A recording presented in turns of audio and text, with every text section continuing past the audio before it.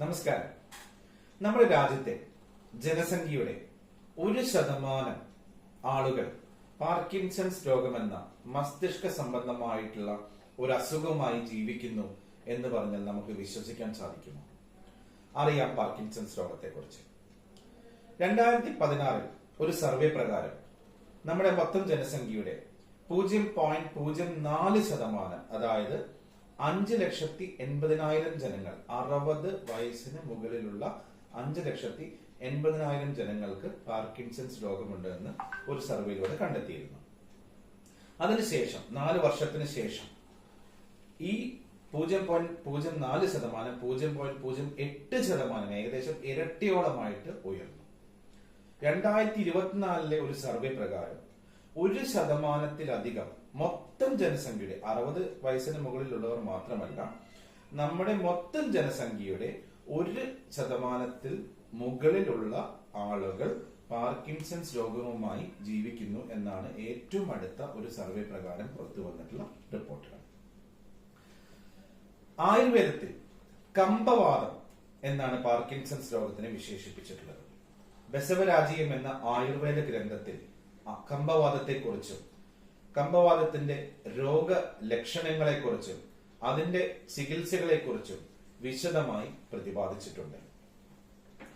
Parkinson's പ്രധാനമായും ചലനത്തെ, നമ്മുടെ ശരീരത്തിന്റെ ചലനത്തെ ബാധിക്കുന്ന ഒരു രോഗാവസ്ഥയാണ്. വിറയൽ, ട്രമേഴ്സ് ആണ് ഏറ്റവും പ്രധാന രോഗലക്ഷണമായി പാർക്കിൻസൺസ് രോഗത്തിൽ പറയുന്നത്.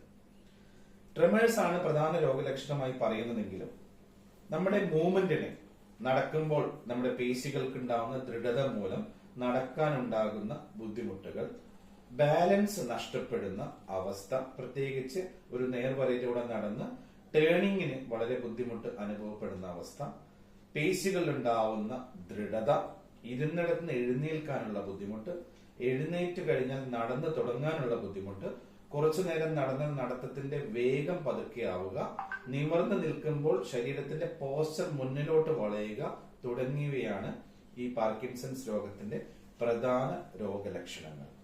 നമ്മുടെ മസ്തിഷ്കത്തിന്റെ പ്രവർത്തനങ്ങളെ, അല്ലെങ്കിൽ നമ്മുടെ ശരീരത്തിന്റെ പ്രവർത്തനങ്ങളെ പ്രധാനമായിട്ട് 3 നമുക്ക് തരംതിരിക്കാം. Motor functions, cognitive functions, sensory functions.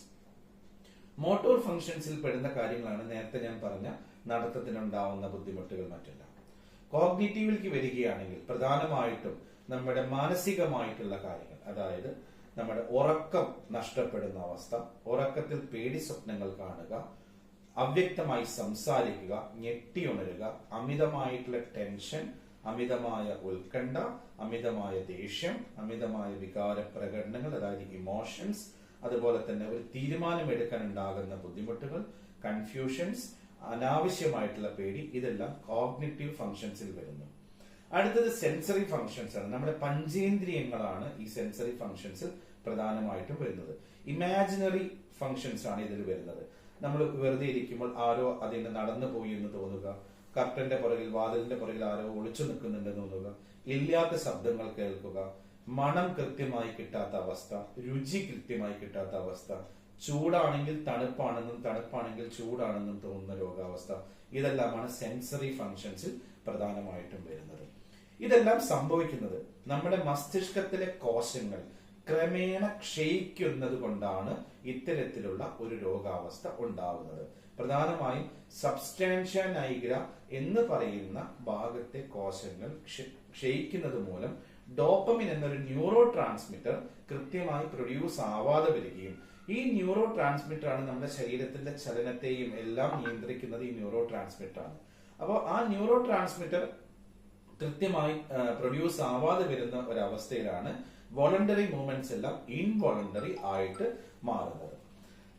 നമ്മുടെ ശരീരത്തിന്റെ പ്രധാന പ്രവർത്തനങ്ങളെ എല്ലാം ഈ ഡോപ്പമിൻ എന്ന് പറയുന്ന ഒരു രാസവസ്തുവാണ് നിയന്ത്രിക്കുന്നത്.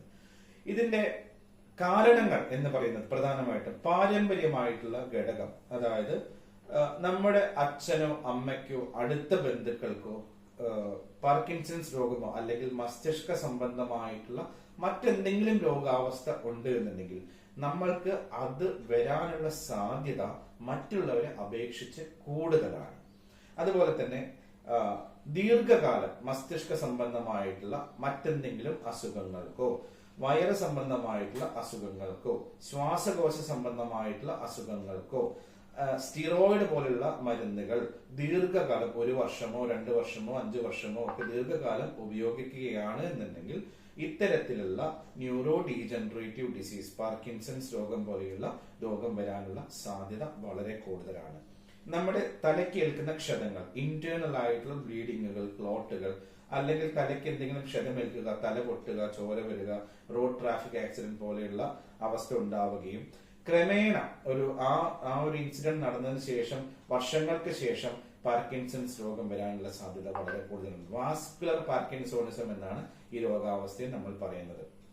അതുപോലെ തന്നെ കെമിക്കൽ ഇന്ററാക്ഷൻസ്, അമിതമായി പെസ്റ്റിസൈഡ്സ്, ഫെർട്ടിലൈസേഴ്സ്, വളങ്ങള് പോലെയുള്ള കെമിക്കൽ ഇന്ററാക്ഷൻസ് ഉണ്ടെന്നുണ്ടെങ്കിൽ ഇത്തരത്തിലുള്ള രോഗാവസ്ഥ വരാനുള്ള സാധ്യത വളരെ കൂടുതലാണ്.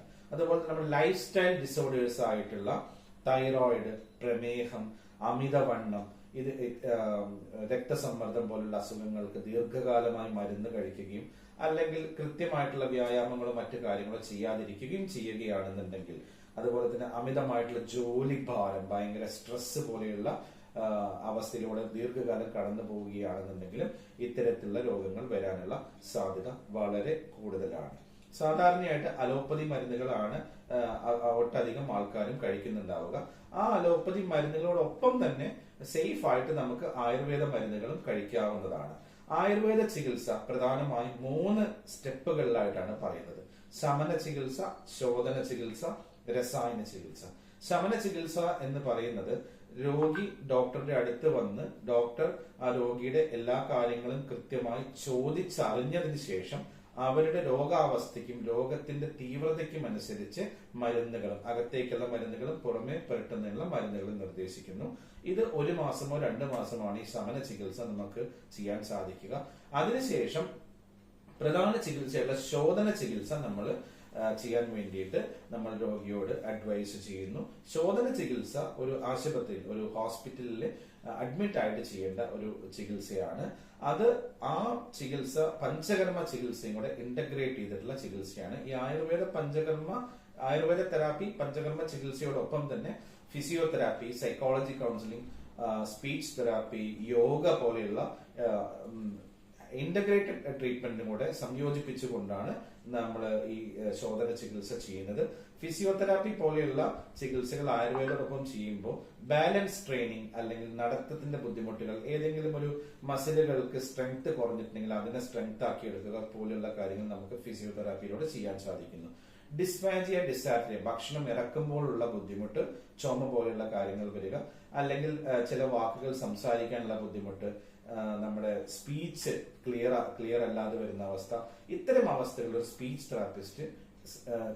തെറാപ്പിസ്റ്റിന്റെ സേവനം വളരെ അത്യാവശ്യമായിട്ട് വരും. നമ്മൾ കഴിക്കുന്ന ഭക്ഷണം കൃത്യമായി ദഹിക്കാതെ വരികയും അല്ലെങ്കിൽ അബ്സോർബ് ആവാതെ വരികയും ചെയ്യുന്ന ഒരവസ്ഥയിൽ ഒരു ഡയറ്റീഷ്യൻ നിർദ്ദേശിച്ചു തരുന്ന ഭക്ഷണക്രമങ്ങൾ പാലിക്കുകയാണെന്നുണ്ടെങ്കിൽ vitamin D, vitamin B12, haemoglobin പോലെയുള്ള കാര്യങ്ങൾ കൃത്യമായി നിലനിർത്താൻ നമുക്ക് സാധിക്കുന്നതാണ്. യോഗ, പ്രാണായാമം പോലുള്ള നമ്മുടെ മനസ്സിനും ശരീരത്തിനും ഉണർവേകുന്ന ഒരു ടെക്നിക്കാണ്. അപ്പൊ ആയുർവേദ ചികിത്സയോടൊപ്പം ഈ ശോധന ചികിത്സ എന്ന് പറയുന്ന സമയത്ത് നമ്മളൊരു 3 ആഴ്ച 4 ആഴ്ച രോഗി ഹോസ്പിറ്റലിൽ നിന്നുകൊണ്ട് കൃത്യമായിട്ടുള്ള ഭക്ഷണങ്ങളും പഥ്യങ്ങളും എല്ലാം ആചരിച്ചുകൊണ്ട് തന്നെ ഇത്തരം കാര്യങ്ങൾ ചെയ്യുകയാണെന്നുണ്ടെങ്കിൽ തീർച്ചയായിട്ടും ഏതൊരു സ്റ്റേജിലുള്ള പേഷ്യൻസിനും അവരുടെ സ്റ്റേജ് ഇംപ്രവൈസ് ചെയ്തുകൊണ്ട് മുന്നോട്ട് പോകാൻ സാധിക്കും. 3ാമത്തെ സ്റ്റേജ് എന്ന് പറയുന്നത് രസായന ചികിത്സയാണ്. അതായത് ഈ 3 ആഴ്ച 4 ആഴ്ച ഇവിടെ നിന്നിട്ടുള്ള രോഗിക്ക് നമ്മൾ കൃത്യമായിട്ട് ട്രെയിനിങ് കൊടുക്കുന്നു. എന്ത് എക്സസൈസുകൾ അവർ ചെയ്യണം, ഏത് സമയത്ത് ഭക്ഷണം കഴിക്കണം, ഏത് സമയത്ത് മരുന്ന് കഴിക്കണം, എത്ര സമയം വ്യായാമം ചെയ്യണം, എന്തൊക്കെ ഡെയിലി ആക്ടിവിറ്റീസ് ചെയ്യണം, ഈ കാര്യങ്ങളെല്ലാം നമ്മൾ കൃത്യമായി ഓർഗനൈസ് ചെയ്തു കൊടുക്കുന്ന ഈ 21 മുതൽ 28 ദിവസം വരെയുള്ള സമയത്ത് അത് വീട്ടിൽ പോയതിനു ശേഷം അവരത് കൃത്യമായി തന്നെ ഫോളോ ചെയ്തുകൊണ്ട് പോവുകയാണെന്നുണ്ടെങ്കിൽ തീർച്ചയായിട്ടും ഈ പാർക്കിൻസൺ രോഗം ഒരു ബുദ്ധിമുട്ടില്ലാത്ത രീതിയിൽ നമുക്ക് നിയന്ത്രിച്ച് കൊണ്ടുപോകാൻ സാധിക്കുന്നതാണ്. കാര്യമായിട്ടുള്ള പഥ്യങ്ങൾ നമ്മൾ ഈ രോഗാവസ്ഥയിൽ പറയാറില്ല. കാരണം ഇതൊരു progressive degenerative neuro muscular disorder ആയതുകൊണ്ട് നമ്മൾ ആയുർവേദത്തിൽ നിഷ്കർഷിച്ചിട്ടുള്ള കൃത്യമായിട്ടുള്ള പഥ്യം ഫോളോ ചെയ്തു കഴിഞ്ഞാൽ നമ്മുടെ പേശികളും നാഡികളും ക്ഷയിക്കാനുള്ള സാധ്യത കൂടുതലായതുകൊണ്ട് അതിനെ ക്ഷയിക്കാതിരിക്കേണ്ട ബൃംഹണമായിട്ടുള്ള ഭക്ഷണ പദാർത്ഥങ്ങളും ഔഷധങ്ങളും മാത്രമാണ് പാർക്കിൻസൺസ് പോലെയുള്ള ഒരു ന്യൂറോ ഡീജനറേറ്റീവ് ഡിസീസസിൽ നമ്മൾ പറയാറുള്ളത്. അതുപോലെ തന്നെ അലോപ്പതി മരുന്നുകൾ കഴിക്കുന്നുണ്ടെങ്കിൽ തീർച്ചയായിട്ടും അത് അലോപ്പതി ഡോക്ടറുടെ നിർദ്ദേശപ്രകാരം, ന്യൂറോളജിസ്റ്റിന്റെ നിർദ്ദേശപ്രകാരം അതേ ഡോസിൽ കണ്ടിന്യൂ ചെയ്യുകയും നിങ്ങളുടെ അസുഖം, രോഗാവസ്ഥ ഇംപ്രൂവ് ആവുന്നതിനനുസരിച്ച് അലോപ്പതി മരുന്നുകളുടെ ഡോസേജ് ക്രമേണ കുറച്ച് കൊണ്ടുവരാവുന്നതുമാണ്. പാർക്കിൻസൺസ് രോഗം പോലെ തന്നെ ഇന്ന് പാർക്കിൻസൺസ് രോഗം ഒരു അംബർല ടേമായിട്ടാണ് അറിയപ്പെടുന്നത്. ഉദാഹരണത്തിന് ഒരു കയ്യിൽ ഒരു ചെറിയ വിറവൽ വന്നാൽ പോലും അതിനെ പാർക്കിൻസൺസ് രോഗം എന്നാണ് ഇന്ന് ആധുനിക വൈദ്യം വിളിക്കുന്നത്. തീർച്ചയായിട്ടും തെറ്റായിട്ടുള്ള കാര്യമാണത്. കാരണം writer's cramp, essential tremors, family tremors പോലെയുള്ള ഒരുപാട് അനുബന്ധ രോഗങ്ങൾ പാർക്കിൻസൺസ് രോഗത്തിൽ വരാറുണ്ട്. അതുപോലെ തന്നെ progressive supranuclear palsy, dystonias, cerebral ataxia, cerebellar ataxia, multiple system atrophy, motor neuron diseases, amyotrophic lateral sclerosis പോലെയുള്ള ഒട്ടനവധി ന്യൂറോ ഡീജനറേറ്റീവ് ഡിസീസസ് വേറെയുണ്ട്. പക്ഷെ അതിനൊക്കെ ഒരു പക്ഷേ ഇന്നൊരു അംബർല ടൈമായിട്ട് ഇത്തരത്തിൽ എന്ത് അസുഖം വന്നു കഴിഞ്ഞാൽ പോലും സൗകര്യാർത്ഥം പാർക്കിൻസൺസ് രോഗമെന്ന് വിളിച്ചു പോരുന്നുണ്ട്.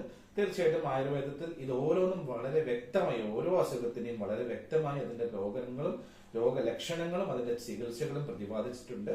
തീർച്ചയായിട്ടും ആയുർവേദം ശീലമാക്കും. ആരോഗ്യത്തോടെ ഇരിക്കൂ. നമസ്കാരം.